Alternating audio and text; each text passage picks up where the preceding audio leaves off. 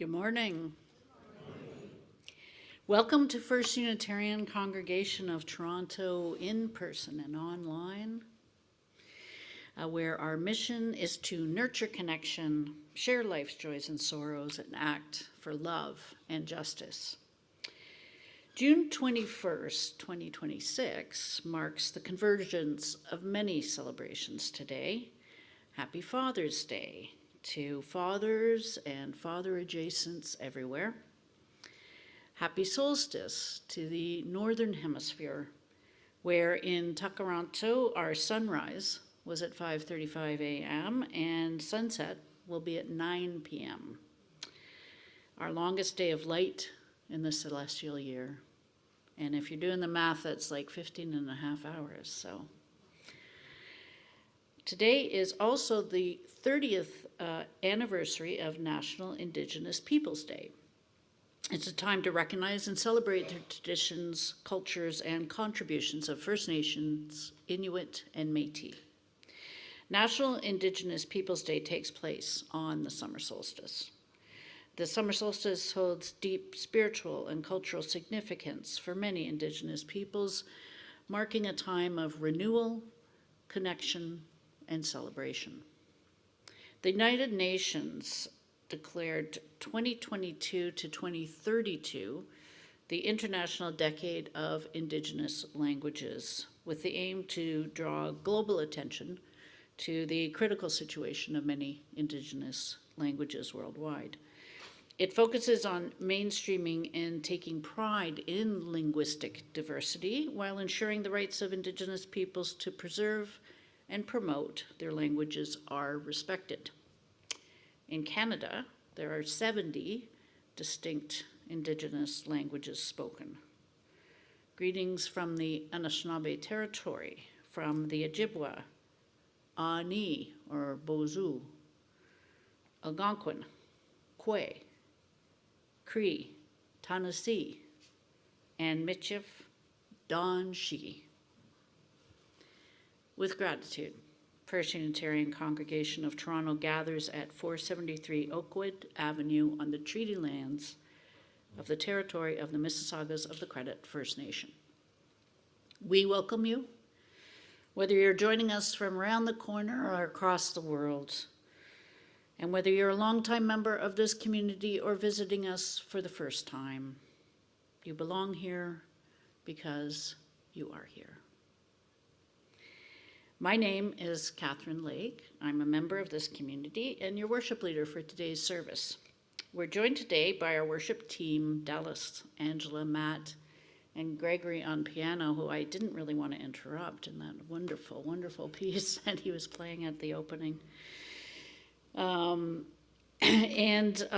like to extend a special welcome to Lisa Coburn, who is gracing our pulpit this morning.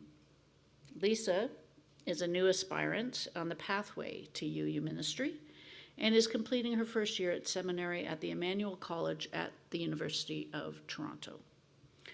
This morning, Lisa will explore from a settler's perspective how the 7 grandfather teachings might help us in the work of decolonization and living in right relation with all our relations. Just one announcement this morning. Join us here to cheer on the men's team Canada as they face their next opponent, Switzerland, at the World Cup this coming Wednesday at 3 p.m. We'll be showing the game again on the big screen. There actually is a big screen that gets set up here.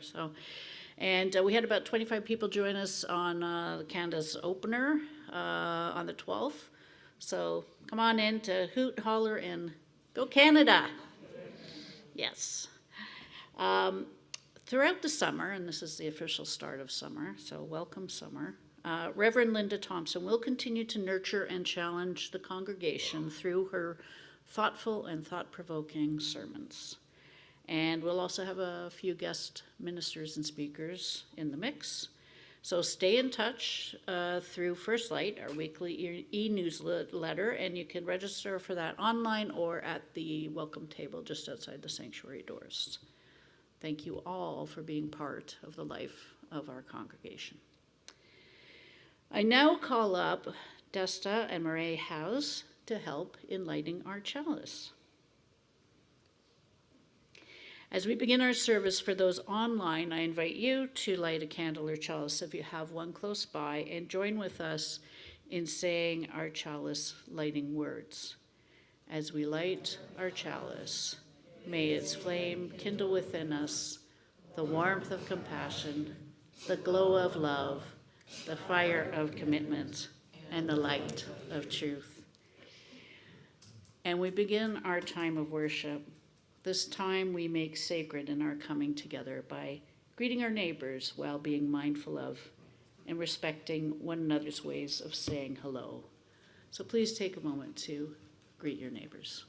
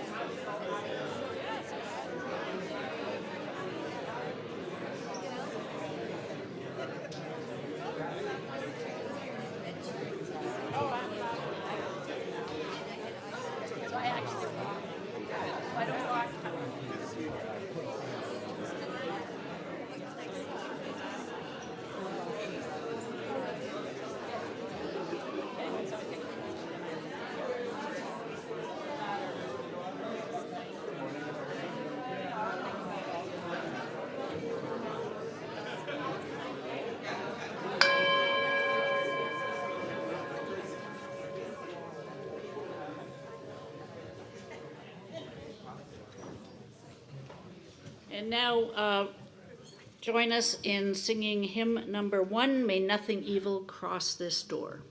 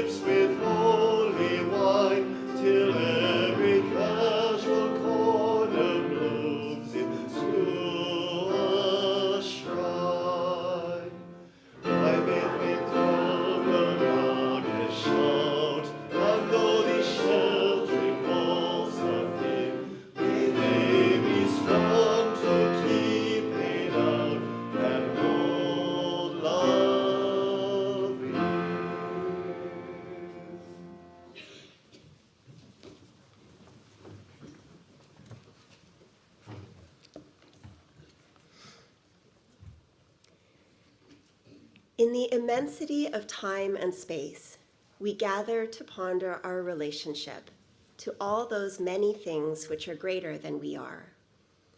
We, each of us, are wondrous, willful pieces in a universe filled with mysteries. Each day, each one of us must decide our human task for this moment. Is it to shore up a great foundation, to wedge a finely balanced keystone, or to merely be a pebble lying beside a path which, picked up, brings enlightenment through some simple truth we didn't even know we possessed? In the immensity of time and space, let us gather and ponder our wonder and relationship to things greater than we are, of which each of us comprises a small but wonderful portion. From our many and varied paths, we arrive here as individuals to build up within and beyond walls a community of commitment, love, and hope. to express the highest aspirations of our congregation, let us join in the words of our covenant. Love is our doctrine, the quest for truth is our sacrament, and service is our prayer.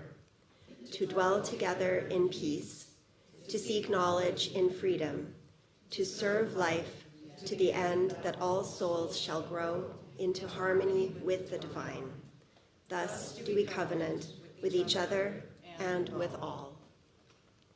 I now invite Angela up for Time for All Ages. Thank you to Lisa for suggesting the story today, which is written by David Coburn and has woodland-style paintings by Christy Cameron. David is a person who lives with dyslexia, and he's written many books. The spirit animal or totem animal that he chooses is the raven, because the raven is ingenious, creative, a problem solver.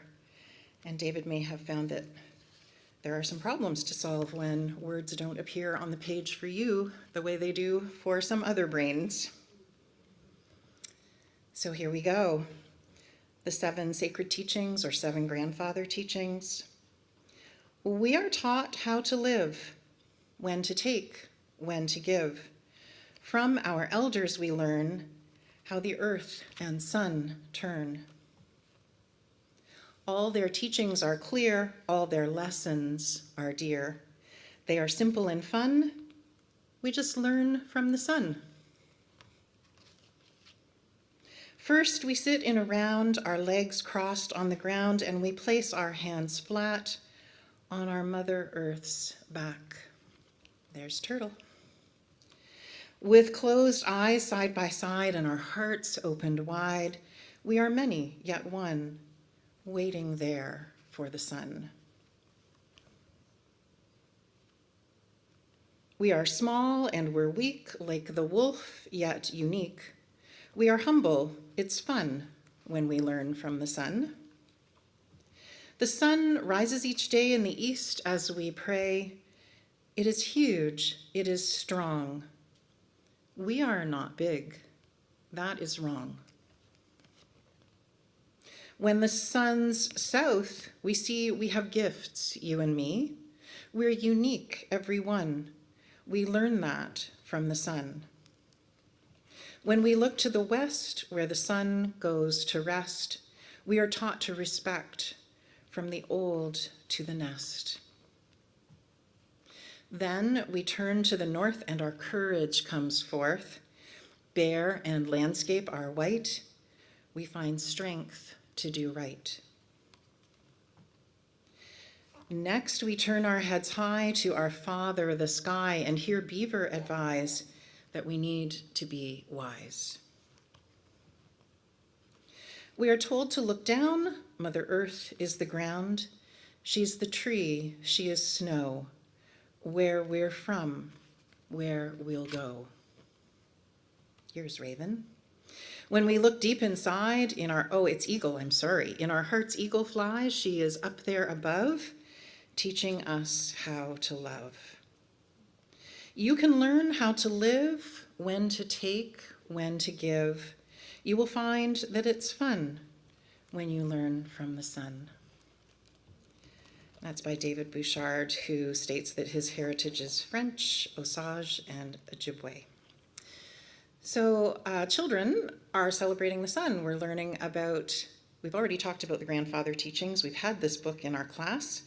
And we're going to make a sun. We're going to felt using wool roving to make our very own sun today and learn about the cultures going back 10,000 years who have celebrated the power of the sun at this time of year.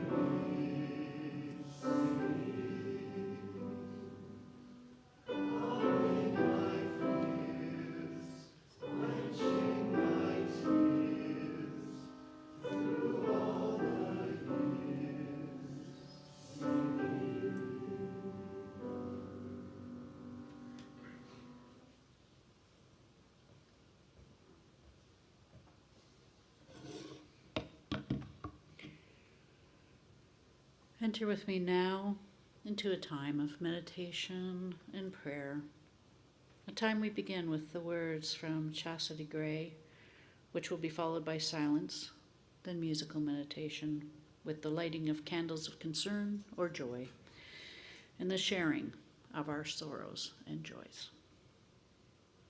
Chastity Gray is a Sakowiniwak, or Woods Cree, mother, poet, and student living in Edmonton in Treaty 6 territory. Her poem is entitled Namesakes. Concrete camping and urban foraging. We are the new Indians.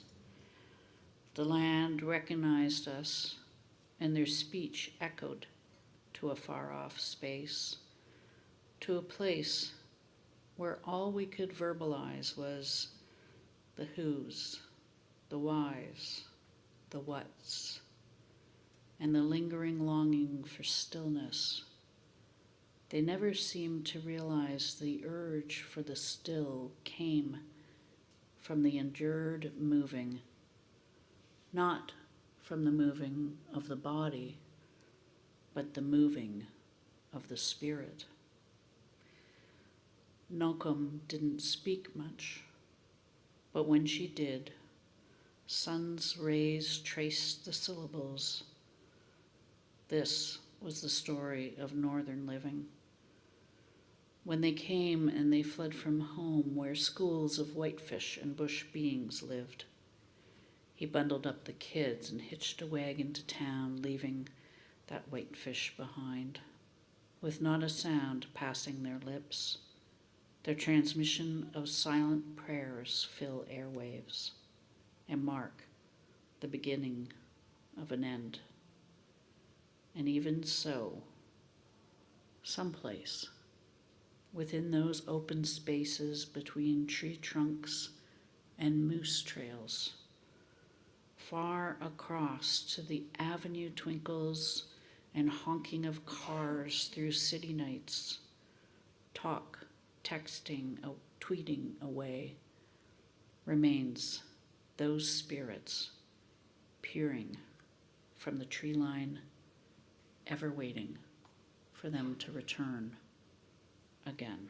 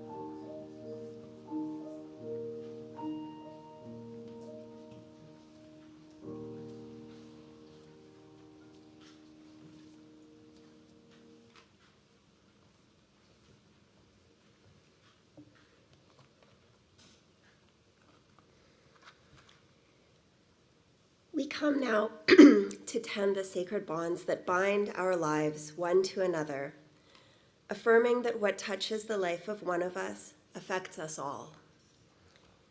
In these moments, we seek to widen our caring ministry by sharing the joys, sorrows, and milestones in our lives and in the life of our congregation. We hold in our thoughts all those who are heavy-hearted, those grieving, facing illnesses. May they find comfort. I invite you to bring to mind those you are holding in your heart today. For those online, you can share your sorrows in the chat. If you are here in the room with us, you may speak your sorrow briefly now. My brother-in-law, Fred, was just diagnosed with terminal cancer, and he was told he was only has 3 months to live. So he just found that out yesterday. A man lying on the sidewalk in front of my building this morning. The victims of war everywhere.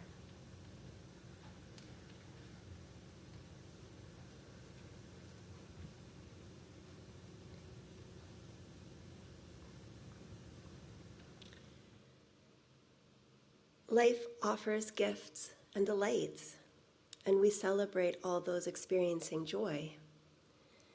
This coming week, Jean and D.T. Adams are celebrating their 7th wedding anniversary and will also be swearing their oath of Canadian citizenship.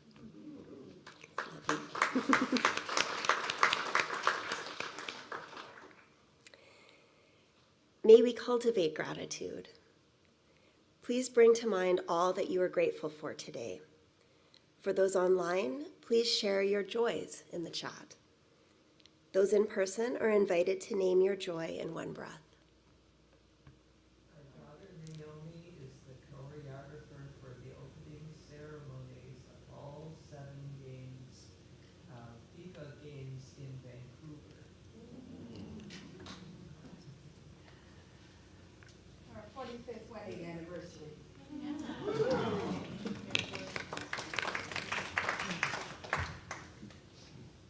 The opening of the Obama Center in southern South Chicago, the wonderful event. Pride Month. My grandson graduated with his doctorate in biology last week. I have a visit from my grandson and his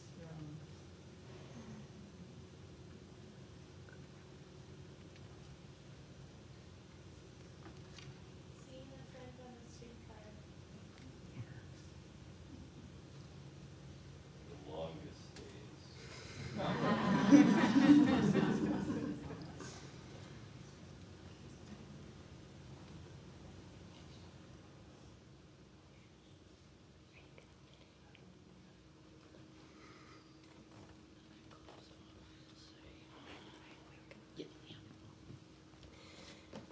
We light one final candle this morning for those online and for all the unspoken and unseen joys and sorrows in our lives and those we encounter. May all that has been shared here strengthen and renew the bonds of this beloved community. In joy and in sorrow, in both struggle and success, may we together embrace life's blessings and endure its challenges, in the sacred hope that we might grow stronger through both. May we summon the strength to do our part to heal the hurts of our world, and may we live with courage and compassion, with gratitude and with joy, today and always. Amen.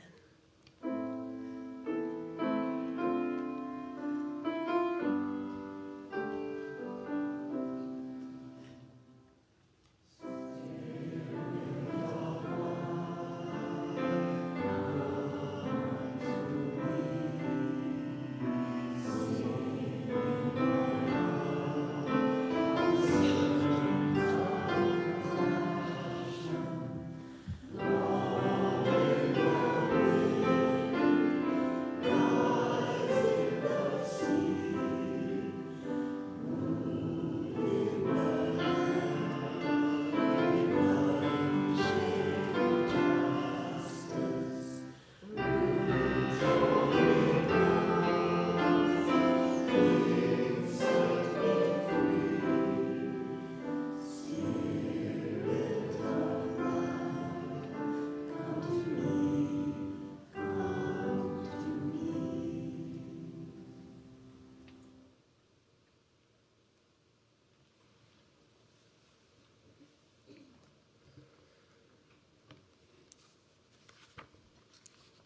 So our reading today is words of White Buffalo Calf Woman as told by Chief Arvil Looking Horse, 19th generation keeper of the sacred white buffalo calf pipe of the Lakota Nation. Open your minds and your hearts to Grandfather Universe, Father Sun, Grandmother Moon, Mother Earth, and all of the flyers, swimmers, walkers, crawlers, burrowers, and standing ones. Accept the teachings of Grandfather Rock, the elements, the colors, and my 7 sacred dimensions. Be open to all your relations so that through them you can walk your journey through the life along the good red road. When you follow these 7 sacred teachings, you might then live in peace and harmony with all your relations. The 4 directions of the medicine wheel represent the 4 colors of 2-leggeds: yellow, east; red, south; black, west; and white, north. There are 3 other directions: up, down, and within. Look to the 7 directions and seek out which of your wild cousins best represents each teaching. By studying nature, you can best understand yourself and these teachings. And study shapes, colors, and songs too. Open your heart as well as your eyes. My teachings are waiting to be discovered. Discover them, then teach them to your children. Share them with all those you love, and share them with your enemies too. You are all my children. Please rise in body and or spirit and join in singing hymn number 1001, Breaths.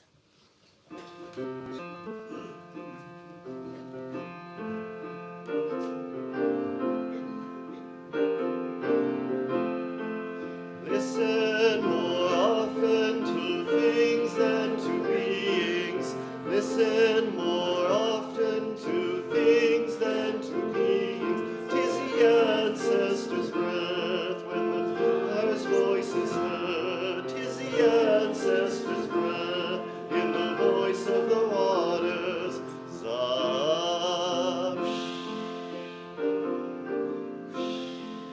Those who have died have never, never left. The dead are not under the earth. They are in the running rocks. They are in the groaning woods. They are in the crying grass. They are in the rolling rocks. The dead are not under the earth. Listen more often to things than to beings. Listen more often to things than to beings. Ancestors' breath when the fire's voice is heard. Ancestors' breath in the voice of the waters.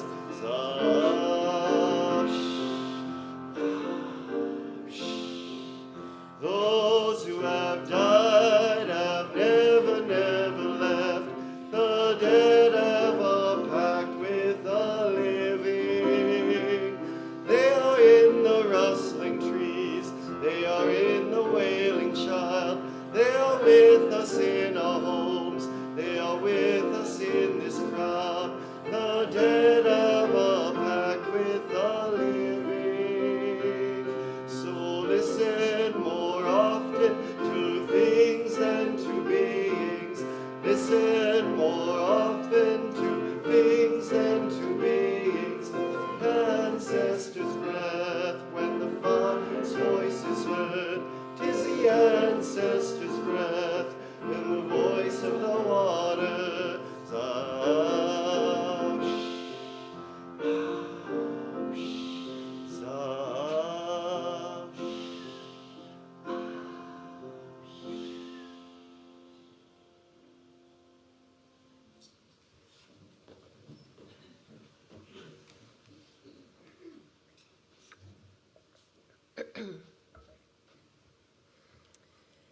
Good morning again. I'm so happy to be here with you today. As Catherine shared in her welcome, that National Indigenous Peoples Day falls on summer solstice is not a coincidence. This day was chosen as summer solstice holds deep spiritual and cultural significance for many Indigenous peoples, marking a time of renewal, connection, and celebration. Renewal, connection, celebration. In this era of truth and reconciliation, these are not always the words that first come to mind when we think of Indigenous peoples. In her book of songs and stories, Islands of Decolonial Love, Leanne Bidasama-Sack-Simpson explores the concept of decolonial love as the type of love that might be capable of liberating us from the legacy of colonial violence we inhabit. Decolonizing ourselves is a daily act of love. But how do we actually do it? I'm sure many of us know all too well how overwhelming it can quickly feel when we start to wake up to the many ways our daily actions cause harm to others. Colonialism is ongoing. We participate in it each time we buy a banana, or a roll of aluminum foil, or a pair of socks. I could quite easily argue that colonialism threatens every single one of our cherished UU principles. Colonialism is a fundamental threat to democratic processes, to human rights, and certainly to the interconnected web of life. The logic of extraction of resources for the benefit of those who hold power underlies every major system in which we operate. In other words, living in late capitalism can be a bit of a downer. And so that's not where I want us to focus today. It is too easy to get stuck in this overwhelm, but we must return to that most important question. What are we going to do about it? How do we find a better way? Solstices and equinoxes have long held a special meaning for me personally. After leaving my Christian faith in my early 20s, a young, very passionate environmental activist, I yearned for an earth-based spirituality that I could call my own. I struggled to find the right fit within paganism, and for so long, I was so afraid of doing something wrong, of misappropriating something that was not mine culturally, that I didn't really engage much with Indigenous teachings. Not contributing to further harm seemed much more important than my own spiritual development. Yet at one time, we were all Indigenous, and my ancestors in Scotland and northern Germany would have once had earth-based spiritualities, possibly very similar to the First Nations peoples of Turtle Island on whose land we now live. But that was a long time ago, and a lot has happened since.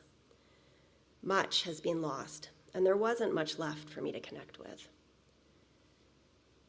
As a biology student, one thing I did feel I could legitimately celebrate and explore was the turning of the wheel of the seasons. Solstice and equinox were scientific realities, and no one could tell me I wasn't allowed to base my personal spirituality on celestial movements, so I did. Sometimes great spiritual insights come to us while we are hiking a mountain or meditating beside a lake, but sometimes they can also come in the form of a library recall notice. Early in my first year of seminary at Emmanuel College, surrounded by deeply spiritual Christians, Muslims, and Buddhists, I felt the pull to deepen my own earth-based spirituality again. And so I had this academic historical book about Celtic spirituality sitting on my desk. But life and assignments quickly piled up, and a few weeks later, I received a recall notice email. I carried the book around in my backpack for a few more days, thinking I might find time to look at it, and then suddenly I had this profound moment of realization. I didn't have to read this book. I returned it with a clear conscience, feeling free and light, and I visited the U of T First Nations House for the first time that afternoon. Because while it is almost certainly true that Europe was once home to rich and nuanced nature-based wisdom systems, they are dead and gone. Rather than mining German folklore for hints or trying to read between the lines of Celtic Christianity for relics of the traditional wisdom that came before, could we, white settlers, not learn from the living traditions that are still here on this land? Still here, despite all the harm that has been done in attempts to suppress or replace them. Could we learn to apply these teachings in forming our own lived relationships of learning with this land that Indigenous knowledge keepers tell us is the greatest teacher of all? The 7 sacred teachings of White Buffalo Calf Woman is a telling of the 7 grandfather teachings that are shared, valued, and practiced by many Indigenous peoples of Turtle Island today. You can see them up here with the Ojibwe words as well, which unfortunately I'm not going to try to, or probably fortunately I'm not going to try to pronounce. I would like to get better at my Ojibwe pronunciation. You may already be familiar with the 7 grandfather teachings.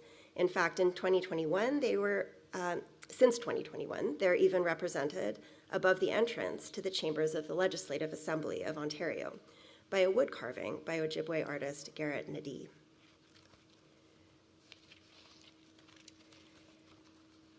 Mishomis is the Ojibwe word for grandfather, and the Mishomis book is an incredible resource that I do encourage anybody who's interested in learning more to check out. In the Mishomis book, the 7 gifts from the grandfathers are told as follows. To cherish knowledge is to know wisdom. To know love is to know peace. To honor all of the creation is to have respect. Bravery is to face the foe with integrity. Honesty in facing a situation is to be brave. Humility is to know yourself as a sacred part of the creation. Truth is to know all of these things. Today, I want to invite us into a deeper relationship with these teachings, beyond a token carving or a beautiful book, a land acknowledgement, or indeed colonial guilt. What if we could each try in our own ways to enter into relationship with these teachings and consider them daily as we live our lives and as we continue the work of being the best allies we can be to our local First Nations communities, thus affirming and promoting our 8th principle. Rather than viewing Indigenous teachings and beliefs as a cultural relic that we might learn about in a museum, or even as a worldview to be honored in contrast to our own, could we genuinely engage with these teachings that are available to us and apply them as a pathway towards unsettling our minds and our daily actions, allowing them to show us a better way? The more I engage with First Nations scholars, elders, and communities, the more I realize that many Indigenous people would very much like for us settler folk to learn from them and would love for us to learn a better way of being in relationship with this land and each other. But it's not easy, and it must be done with abundant care. We must be ever vigilant to avoid propagating further colonizations of mind, knowledge, or practice. And what is required is not just learning, but unlearning, often at a very fundamental level.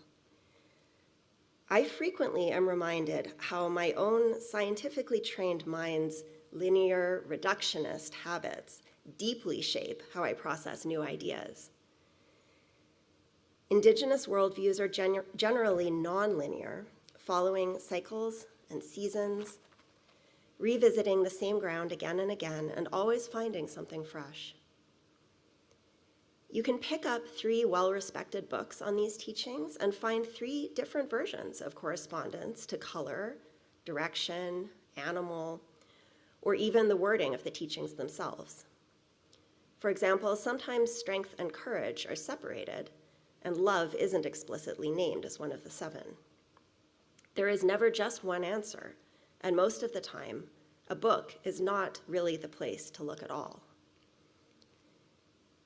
Indigenous wisdom traditions have almost always been oral traditions, and the dangers that come with capturing spiritual wisdom in written form is a topic for another day.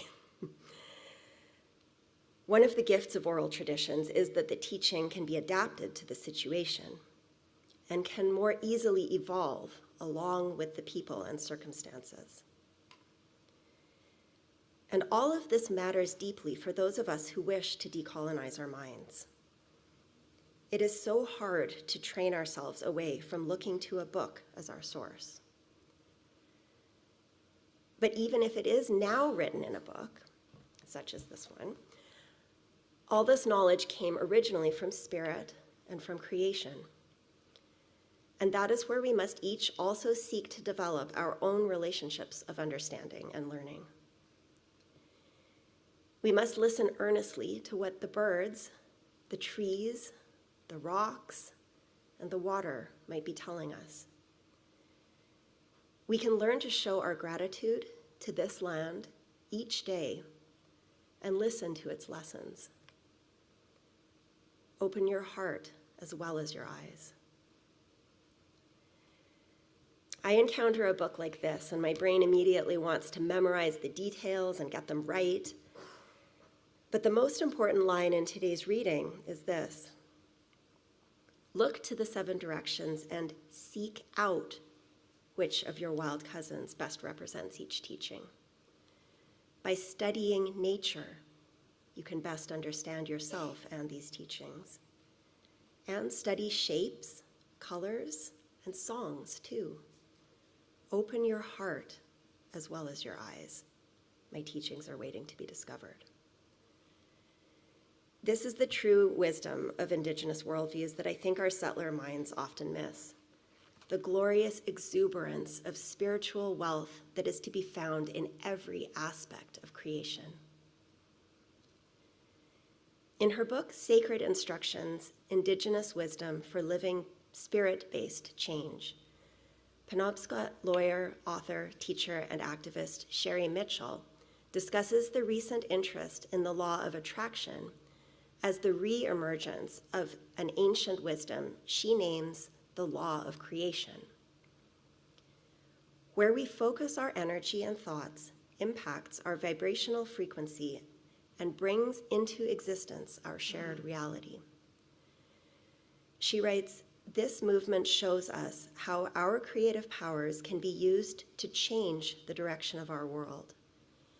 We have to divest from the things that we want to dissolve and invest in what we most want to create." She is very clear that this doesn't mean we stop paying attention to what is going on around us. It doesn't mean we deny what is or ignore what needs to change. She urges us to look poverty, pain, injustice, environmental destruction, and all forms of bigotry and hate squarely in the eye. But as we do so, we must learn to limit the mental, emotional, and energetic investment that we make in what we see. She invites us to practice what she calls the 80-10-10 rule. Invest 10% of our energy looking at what needs to be changed, 10% holding back the tide of harm that has already been put in motion, and crucially, the final 80% creating a reality that offers compassion, safety, equality, justice, and sustainability for all life. 80% is a lot. It is a lot of time focusing on the good, especially when we are so deeply enmeshed in a system that churns out so much bad. Think for a moment, what percentage of your waking hours do you think you spend envisioning the kind of just, loving, decolonized world that we would most wish for future generations? 80% is a lot of time. How do we hope to keep up with this math? Humility, honesty, respect, courage, wisdom, truth, and love. What if we tried to use these teachings as a lens through which to do the daily work of decolonization? What if, when we are feeling overwhelmed, we could breathe the sky and connect with wisdom? When we are feeling hopeless, we could remember humility and look to the sun as an example of abundant love. When we are feeling alone, we could touch the earth and remember truth. When we are feeling attacked, we could look to Raven and remember to act with honesty with ourselves and others. By studying nature, you can best understand yourself and these teachings. Open your heart as well as your eyes. So, on this longest day of the year, and each day from now until the shortest day of the year, and then back around again, my invitation to each of you is to spend time studying a budding leaf or a flower. Take out your earbuds and listen to the bird song. Watch the path of an ant or the flight of a bee. Take an extra moment with the squirrel or bunny that you encounter. Pause during a walk in nature to sit for a while and see what creation might have to tell you. Open your minds and your hearts. These teachings are waiting to be discovered. Let us take a few deep breaths in silent reflection.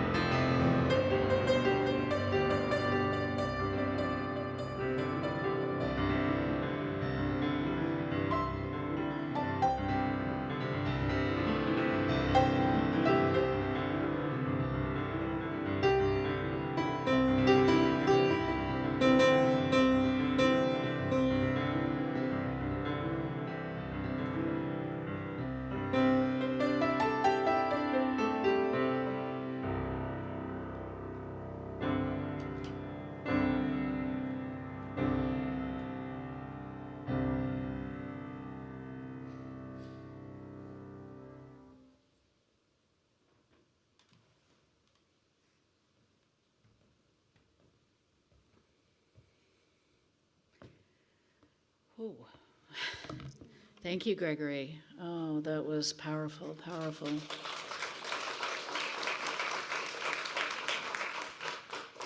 And thank you so much, Lisa, for your words. Indeed, my mind and heart have been opened this morning with your teachings and sharing of your learnings. Thank you so much.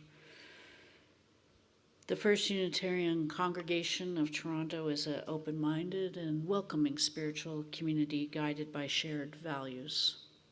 And we practice our values and realize our mission through our weekly services, our programs, our support groups, outreach, and our work in the wider world, all of which requires intention, time, and money.